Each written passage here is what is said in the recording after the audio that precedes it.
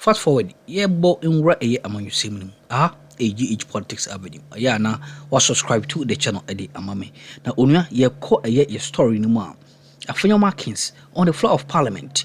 Well, ye saw Bekasana and one of the MPs, Eddie by Reni Kuku, Tony Nima Unya,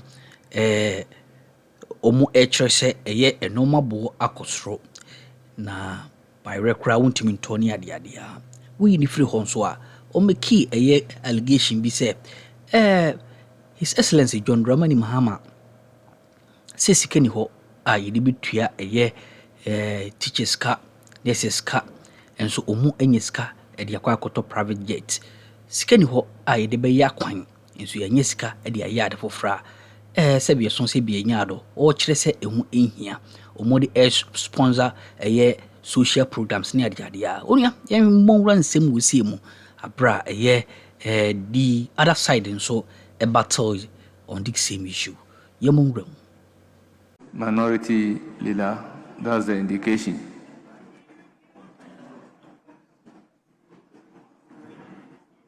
Well, at conclave, let me announce that leaders are speaking for 30 minutes, half an hour. So, minority leader, you have the floor.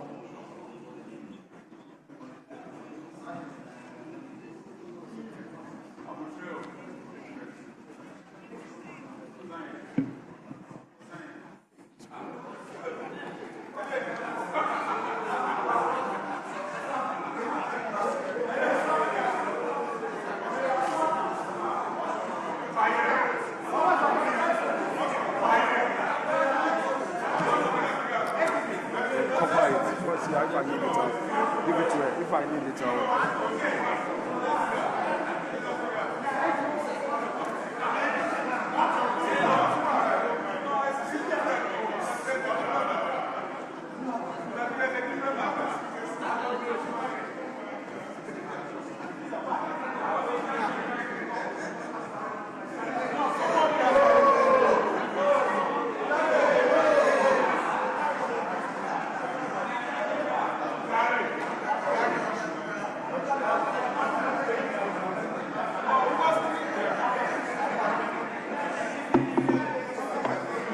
Mr. Speaker,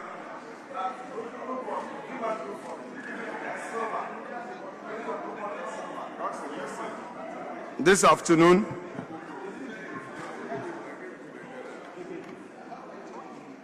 I conclude on behalf of the minority our views on the true state of the nation. Mr. Speaker, His Excellency the President came to the chamber on the 27th of February 2026 and said certain things that demand answers. But Mr. Speaker, as I proceed, let me remind this House of the veritable words of Thomas Jefferson in his first inaugural address as the third president of the United States on 4th March 1801. Mr. Speaker, this is what he had to say. Quote, all too will bear in mind this sacred principle, that though the will of the majority is in all cases to prevail, that will must be reasonable, that the minority possess their equal rights, which equal law must protect, end quote. Mr. Speaker, on the strength of these veritable words, I, on behalf of the caucus I lead, anchor the submissions of our caucus and to ask the very difficult questions for and on behalf of the Ghanaian people. So let me ask these simple questions. How can government say it has no money to continue building hospitals, yet suddenly find money to purchase a private jet for the president? Mr. Speaker, what are the priorities of this government? No money for hospitals, but money for jets. No money for the sick, but money for comfort in the sky. No money for the cocoa farmer, yet money to buy jets. No money to subsidize electricity, yet money to buy jets. No money to fight Galamsey, yet money to sponsor social events.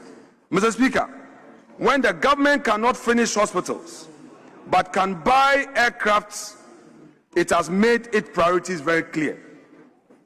Again, this nation does not need propaganda. What it needs is a truthful diagnosis and a workable plan. But before I say a word about the president's speech, let me first refer us to Article 67. It provides, quote, "The president shall, at the beginning of each session of parliament and before a dissolution of parliament, deliver to parliament a message on the state of the nation." Mr. Speaker, the operating word shall, not may, not should, shall. So, Mr. Speaker, on the 27th of February, what the president did amounted to nothing. He did not fulfill the constitutional command. What he did, Mr. Speaker, was that he delivered a performance on the state of his imagination. He did not come to account. He came to impress. He brought us a screenplay. And I'm not here to applaud his statecraft. I'm here to expose the flaws in his address and to let Ghanaians know the true state of our nation. 2 hours, Mr. Speaker, soaring rhetoric, elegant metaphors, and carefully managed statistics. Mr. Speaker, yet what the president forgot, that there were idle hands on the streets of our cities. Over 1,539 workers cleared by government-owned committee, but they have failed to employ them. This was not mentioned, not even in passing. The sacking of the Chief Justice, Justice Arabe Sabasokunu, was not mentioned. Electricity tariff hikes was not mentioned. The doomsaw that has come back to our homes and our factories was not mentioned. The doomsaw levy, 1 Ghana cedi per liter, was not mentioned. Mr. Speaker, let the record be clear that what happened on the 27th of February was not accountability. It was theater. And today, this side of the House rises to do what the president refused to do, to speak the truth about the real state of our nation. Mr. Speaker, 2 hours of oratory. The president found no word useful than any other. He kept saying inherited. He wielded it like a weapon. Every crisis inherited. Every deficit inherited. Every debt inherited. But every recovery he claimed he delivered. Every upgrade he called it achievement. And every improvement, Mr. Speaker, he attributed it perhaps to the courtesy of the miracle workers at Jubilee House. Mr. Speaker, we submit that this is not governance, but propaganda. Inherited is not a license. It has become a broken record, and the Ghanaian people are weary of dancing to that worn-out tune. Judge this government not by what they claim they met, but by what they have done. Not by the excuses they manufacture, but by the lives they have failed to transform. Mr. Speaker, they claim that they came to meet debts. But what they forgot is that, Mr. Speaker, the previous government went extraordinary lengths to ensure that the country was safe, the economy could run, and public sector workers were paid. Mr. Speaker, economic recovery that the president referred to and celebrated was as a result of prudent economic management that came before him. Mr. Speaker, those decisions were necessary. Decisions that the very people now taking the bow spend years attacking, mocking, and weaponizing on campaign platforms across this country. When Ghana's economy buckled under the weight of post-COVID-19 pressures and accumulated structural weakness, it was the MPP that made the hardest call in recent Ghanaian history. We went to IMF, we negotiated extended credit facility, we structured the debt. We imposed fiscal discipline at enormous political cost. The MPP told Ghanaians the truth about their country's finances, even when that truth was brutal, even when we knew our opponent would use it against us. And indeed, they used it against us. The very people who now stand in this chamber, taking vows for a recovering economy, are the same people who stood on platforms and told Ghanaians that the IMF program was a betrayal. They mocked our fiscal consolidation. They described our revenue reforms. They derided our revenue reforms. They weaponized our sacrifice to win election. And now they have the audacity, the sheer audacity, to stand here and claim the harvest of seeds they never planted, through rain they never endured, on soil they never tended. Mr. Speaker, that is not governance. That is opportunism dressed in a borrowed robe. And the same applies to gold. The gold for oil reserve program that this administration is marketing to Ghanaians as a signature innovation was never invented by this government. It was conceived, designed, and launched by the NPP administration, spearheaded by the former Vice President, Dr. Mahamudu Bawumia. Mr. Speaker, it was our policy, our framework, our initiative. What this administration has done is to take that program, rebrand it, put their name on the door, and present it to the world as though they thought of it themselves. We hereby submit that, Mr. Speaker, it is time the government gave to Bawumia what belongs to Bawumia. There is nothing wrong with continuing a good policy.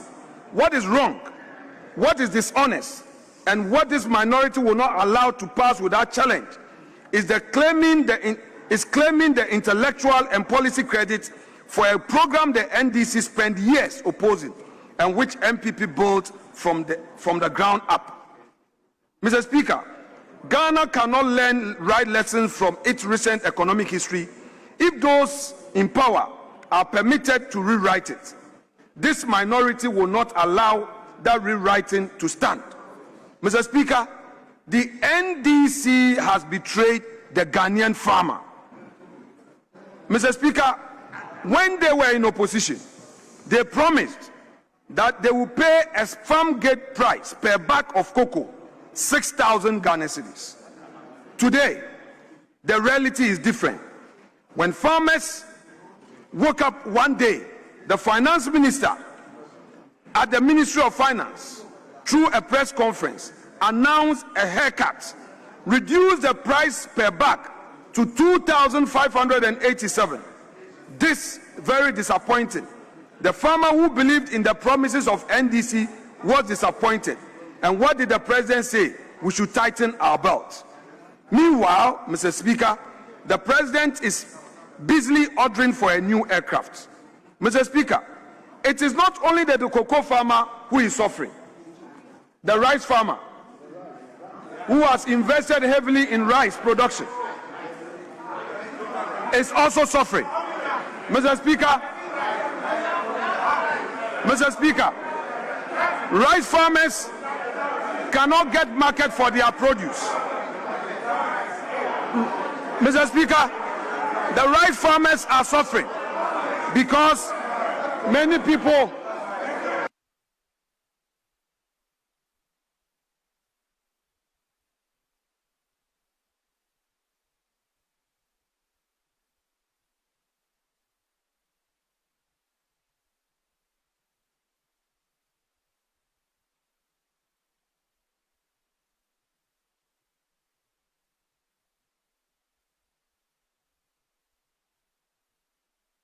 Minority Leader, your microphone is off.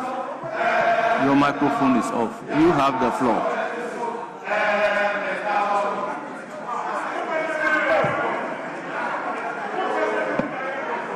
Please, you have the floor.